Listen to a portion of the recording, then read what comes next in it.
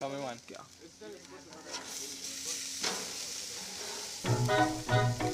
Present.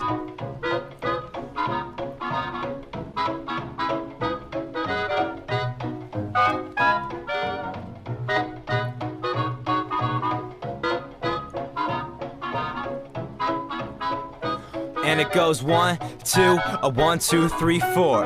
Happy days always. I put my hand up when I see you in the hallways. It's all good, turn the music a little louder. I'll be singing in the shower, making minutes feel like full days. Cause I'm looking at my watch and got no place to be. Enjoy this moment cause the next one is a taking seat. I'm on beat and I never miss a single note. Selamat siang teman-teman semuanya. Bagaimana kabar kalian semua? Semoga selalu sehat dan ingat tetap di rumah aja. Sebelum saya memulai, perkenalkan saya Luhputu Intan Saraswati yang dalam kesempatan ini akan memoderasi jalannya keberlangsungan debat hari ini. Siang ini kita akan melaksanakan kegiatan debat dan di depan saya sudah ada 3 tim. Ada tim afirmasi yaitu Krisna, Wulandari, dan Arya. Ada tim oposisi yaitu Amanda, Arundati, dan Bayu, beserta tim netral yaitu Kumara. Siang ini kita akan membicarakan rencana lockdown di Indonesia. Seperti yang kita ketahui, World Health Organization atau WHO telah menetapkan virus corona sebagai pandemi. Virus ini memiliki penyebaran yang sangat cepat dan dampaknya dirasakan hampir di seluruh negara di dunia. Oleh karena itu, Indonesia menerapkan beberapa kebijakan untuk menghentikan pandemi ini. Seperti yang kita ketahui, salah satunya adalah rencana lockdown yang menjadi isu perbincangan hangat di Indonesia saat ini. Haruskah Indonesia mengambil tindakan lockdown untuk menghentikan pandemi ini? Untuk putaran pertama, saya persilahkan secara bergantian tim afirmasi dan tim oposisi untuk menanggapi isu ini. World Health Organization atau disebut dengan WHO menetapkan virus COVID-19 sebagai pandemi global pada tanggal 11 Maret 2020. Tiap negara mulai mengeluarkan upaya untuk mengatasi pandemi ini. Salah satu upaya yang saat ini juga sedang diperbincangkan Indonesia adalah upaya lockdown. Lockdown berarti kondisi di mana kita tidak boleh meninggalkan tempat tinggal sama sekali. Ruang gerak dibatasi dan diperketat. Bahkan kita memerlukan izin jika ingin pergi keluar rumah. Contohnya adalah kota Italia, di mana hanya ada beberapa toko atau pasar bahan pokok beserta rumah sakit yang diizinkan untuk tetap buka, namun dengan pengawasan. Dan aktivitas tersebut semuanya dihentikan. Saya sangat mendukung rencana menerapkan lockdown di Indonesia hari ini karena seperti yang kita ketahui, penyebaran virus COVID-19 ini lebih cepat dari kemampuan pemerintah mendeteksi mereka yang terpapar, sehingga lockdown akan lebih efektif menekan penyebaran virus yang sangat cepat akibat sudah dihentikannya seluruh aktivitas masyarakat dan lockdown. Ya, belum lagi merasakan lonjakan pasien yang begitu besar dan penyebaran di Indonesia pun lebih cepat terselesaikan. Hal ini bisa dimulai dengan melakukan lockdown lokal seperti yang terdapat Undang-Undang Nomor 6 Tahun 2018 disebut karantina wilayah. Lockdown lokal diterapkan di daerah yang terkena COVID-19 dengan korban yang terbanyak adalah solusi terbaik untuk memutus mata rantai penyebaran, seperti DKI Jakarta yang jumlah terinfeksinya berada di tingkat teratas di Indonesia.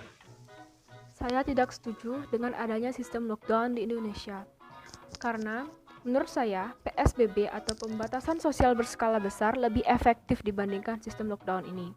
Jika sistem lockdown diterapkan di Indonesia, tentu saja perlu dukungan dari masyarakat. Selain itu, jika masyarakat tetap saja membandel, apakah sistem lockdown ini akan lebih efektif? Sebenarnya, letak keberhasilan dalam melawan virus ini adalah dengan adanya kerjasama antara pemerintah dengan masyarakat dengan saling mendukung satu sama lain. Selain itu, dampak negatif dari sistem lockdown ini seperti terutama pada perekonomian di Indonesia. Jika sistem lockdown ini diterapkan di Indonesia, tentu saja perekonomian di Indonesia akan terhenti, sehingga menghasilkan suatu krisis ekonomi yang baru, seperti pada tahun 1998, sehingga menghasilkan suatu permasalahan yang baru. Baik, terima kasih atas waktu yang telah diberikan. Saya setuju dengan diadakannya lockdown ini. Mengapa? Karena di tengah pandemi seperti ini, seharusnya kesehatan menjadi prioritas utama. Memang, beberapa menteri mengatakan, jika lockdown dilakukan, maka perekonomian negara akan menurun dan terganggu. Akan tetapi, ekonomi negara masih dapat dipulihkan. Sedangkan kesehatan, ini menyangkut masalah nyawa masyarakat seluruh Indonesia. Contohnya saja DKI Jakarta. Seperti yang kita ketahui, Jakarta sudah masuk ke dalam daftar daerah peningkatan pasien positif tertinggi di Indonesia. Akan tetapi, KRL dan MRT masih terus berjalan. Ini mengartikan jika masyarakat masih belum paham atau bandel dengan peraturan PSBB yang dikeluarkan oleh pemerintah. Belum lagi kita akan memasuki bulan Ramadan. Dilansir dari Detik News, Jokowi akhirnya melarang masyarakat untuk mudik. Namun, kenyataannya di lapangan ada 900.000 orang yang telah tersebar di berbagai daerah. Dilansir dari Kemenhub. Saya tidak setuju dengan adanya sistem lockdown ini karena pada dasarnya memang tidak semudah itu untuk menerapkannya. Presiden Joko Widodo masih mempertimbangkan rencana lockdown ini. Kebijakan ini membawa dampak yang sangat besar, tidak hanya di bidang kesehatan, tetapi juga di bidang perekonomian masyarakat. Lalu apa yang terjadi jika Indonesia di lockdown? Pertama, warga pasti akan berdiam diri di rumah. Hal ini tentu saja menjadi masalah yang sangat besar bagi masyarakat golongan menengah ke bawah, seperti pedagang kaki lima dan ojol. Mereka harus melakukan interaksi sosial untuk memenuhi kebutuhan hidup mereka sehari-hari. Dan apabila lockdown ini diterapkan, tentu akan menjadi sulit bagi mereka untuk memenuhi kebutuhan mereka sehari-hari. Kedua, jika lockdown ini diterapkan, maka pemerintah harus menyiapkan stok bahan makanan yang cukup untuk diberikan kepada warganya. Contohnya seperti negara Italia, mereka menerapkan sistem lockdown pada negaranya, tapi masih banyak saja warga yang kelaparan di sana dan hanya bisa memakan roti saja setiap harinya. Indonesia juga mungkin akan kekurangan dana untuk membeli bahan makanan dan diberikan kepada warganya, mengingat masyarakat Indonesia itu sangatlah banyak. Sedangkan untuk masalah masyarakat yang memang membandel ini, seperti yang dikatakan tim oposisi tadi, pada MRT, KRL, dan mudik, yang diubah di sini adalah mindset dari masyarakatnya. Mengingat masih banyak warga yang menganggap sepele hari ini. Berarti yang diubah di sini adalah mindset dari masyarakatnya, bukan lagi tentang kebijakan. Lockdown akan sangat efektif dalam mengurangi penyebaran COVID-19. Apabila diterapkan di daerah yang tingkat penyebaran virusnya tinggi. Di Jakarta, pertanggal 22 April tercatat ada 3.383 kasus positif COVID-19. Angkanya terus naik dikarenakan kepadatan penduduk dan masyarakat yang tidak mengindahkan aturan PSBB. Salah satu permasalahan dalam penerapan lockdown adalah faktor ekonomi. Maka dari itu, sensus penduduk akan sangat dibutuhkan untuk mengetahui masyarakat yang membutuhkan bantuan. Sekitar 90% lebih dari masyarakat Jakarta telah tercatat dalam sensus penduduk. Soal dana pemerintah, saya yakin pemerintah memiliki dana yang cukup, karena kebijakan ini sudah direncanakan secara matang-matang. Jadi tidak ada lagi alasan untuk tidak menerapkan lockdown demi menghentikan penyebaran virus lebih cepat. Apakah Indonesia siap menghadapi lockdown? Saya kurang setuju dengan pendapat tersebut, karena lockdown bisa saja menambah masalah baru ketimbang menyelesaikan suatu permasalahan yang cepat. Pertama, menurut data dari Menteri Keuangan Sri Mulyani, ekonomi Indonesia akan kembali pulih pada tahun 2021 akibat pandemi ini. Dan jika lockdown juga diterapkan, maka ekonomi yang ada di Indonesia akan menjadi semakin sulit. Jumlah kemiskinan setidaknya akan mencapai 2,8 juta jiwa dan pengangguran mencapai 1,1 juta jiwa. Menteri Keuangan Sri Mulyani juga menambahkan bahwa laju keuangan Indonesia melambat 4,6% akibat pandemi ini. Kedua, dengan ekonomi yang memburus, pasti ada kasus kriminalitas di kalangan masyarakat karena adanya lockdown ini. Ditambah 35.676 jiwa narapidana yang dibebaskan dari penjara karena wabah pandemi ini. Belum tentu akan mengubah pola pandangnya dan memungkinkan akan melanjutkan tren kriminalitasnya. Hal ini dibuktikan belum lama ini sudah terjadi setidaknya 30 kasus kriminalitas, mulai dari pembegalan dan perampokan terjadi selama masa pandemi yang berasal dari narapidana yang dibebaskan. Ketiga, masyarakat Indonesia juga belum tentu siap mematuhi peraturan lockdown yang diterapkan pemerintah karena ekonomi di Indonesia yang tergolong sulit, apalagi masyarakat golongan menengah ke bawah yang belum tentu mendapat bantuan secara merata.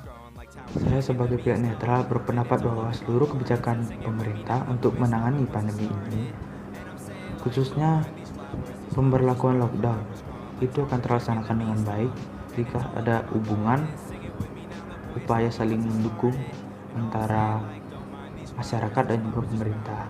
Memang saat ini kesehatan haruslah jadi prioritas. Akan tetapi, jika diberlakukannya lockdown itu akan menghentikan seluruh aktivitas masyarakat, khususnya di bidang ekonomi, yang akan membawa ancaman ke depannya bagi Indonesia. Kita telah mendengarkan tanggapan tentang isu ini dari dua sisi beserta satu tim penengah.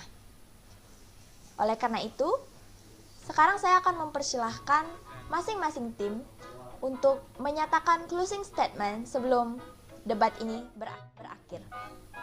Dipersilahkan. Penerapan lockdown ini sebenarnya sangat efektif untuk menyelesaikan penyebaran virus COVID-19 di Indonesia.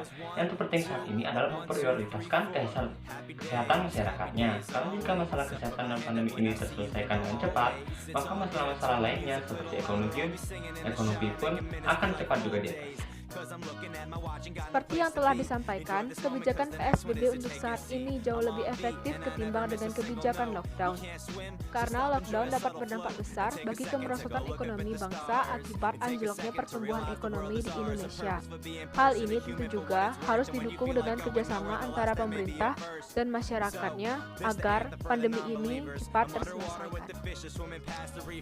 Berdasarkan ketiga kelompok, saya dapat menarik kesimpulan bahwa rencana lockdown di Indonesia perlu dipertimbangkan secara matang oleh pemerintah karena akan berdampak sangat besar bagi bidang kehidupan lainnya seperti perekonomian. Namun perlu juga kita perhatikan bahwa di kondisi pandemi yang semakin meningkat ini, kesehatan menjadi prioritas utama. Karena bagaimanapun jika terjadi lonjakan yang terinfeksi, hal ini tentu akan membuat orang-orang medis yang berdiri di garda terdepan akan kewalahan.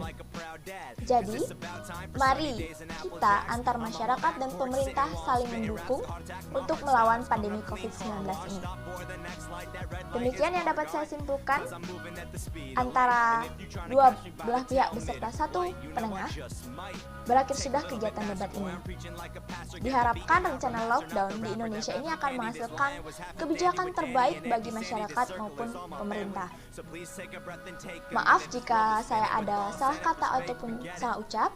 Akhir kata saya ucapkan terima kasih atas partisipasi semua pihak. Saya tutup dengan selamat siang. April showers on the way and I'm feeling great. And I'm saying like don't mind these flowers are sprout